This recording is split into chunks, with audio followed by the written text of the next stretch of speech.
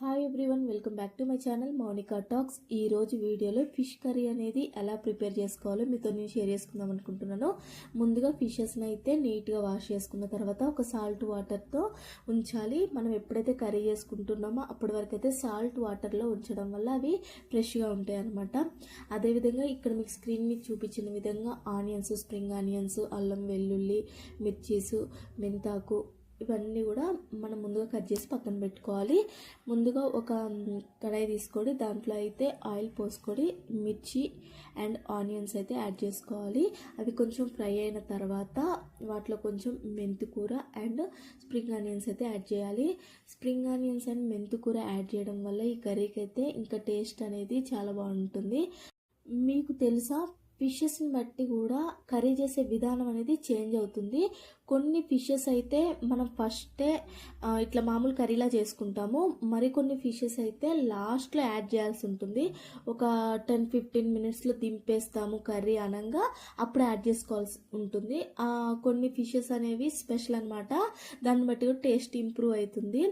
అదేవిధంగా ఈ కర్రీ చేసేటప్పుడు నేను మిర్చి పౌడర్ అనేది 3 టైమ్స్ అయితే యాడ్ చేశాను. అది ఎలా అంటే కొంచెం ఆనియన్స్ ఫ్రై అయిన తర్వాత మళ్ళీ మిడిల్లో అండ్ దించే ఒక 5 మినిట్స్ ముందు అనమాట. దీనివల్ల ఏంటి అంటే మనకి ఫ్లేవర్ అనేది బాగుంటుంది, టేస్ట్ కూడా.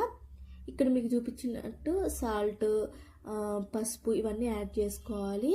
ముందుగానే మనం చింతపండు అయితే నానబెట్టుకొని పక్కన పెట్టుకోవాలన్నమాట. తర్వాత మనం ఒక పేస్ట్ అయితే ప్రిపేర్ చేసుకుందాము. ఆనియన్స్, అల్లం వెల్లుల్లి, స్ప్రింగ్ ఆనియన్స్ ఇవన్నీ కలిపి ఒక పేస్ట్ అయితే నేను ప్రిపేర్ చేసుకున్నాను. ఈ పేస్ట్ యాడ్ చేయడం వల్ల యాడ్ చేసిన తర్వాత కలుపుకోవాలన్నమాట. కలుపుకున్న తర్వాత మనం ఇక్కడ అన్నీ అడ్జస్ట్ చేసుకోవాలి. సాల్ట్ అండ్ కారం ఏమైనా కూడా దీంట్లో మాత్రం ఒక 50% వేసుకున్న తర్వాత మనం ఫిషెస్ని అయితే యాడ్ చేయాలి. కొంచెం కారం ఒక 2 మినిట్స్ కొంచెం మగ్గిన తర్వాత ఫిషెస్ని అయితే యాడ్ చేసుకోవాలి. ఫిషెస్ని యాడ్ చేసేంత వరకు కూడా వాటర్లోనే ఉంచాలన్నమాట, సాల్ట్ వాటర్లో. ఇక్కడ మీకు చూపిస్తున్న కొంచెం ఫిషెస్ మగ్గిన తర్వాత మనం ఎక్కువసార్లు కలిపితే ఏమవుతుందంటే ఫిషెస్ మొత్తం విరిగిపోతాయి, మొత్తం బయటకు వచ్చేస్తాయి అన్నట్టు, ముళ్ళులు అవన్నీ కూడా. అందుకనే ఫస్టే మనం కలిపి పెట్టుకోవాలి. ఇక్కడైతే నేను కొంచెం కరివేపాకు కూడా యాడ్ చేశాను.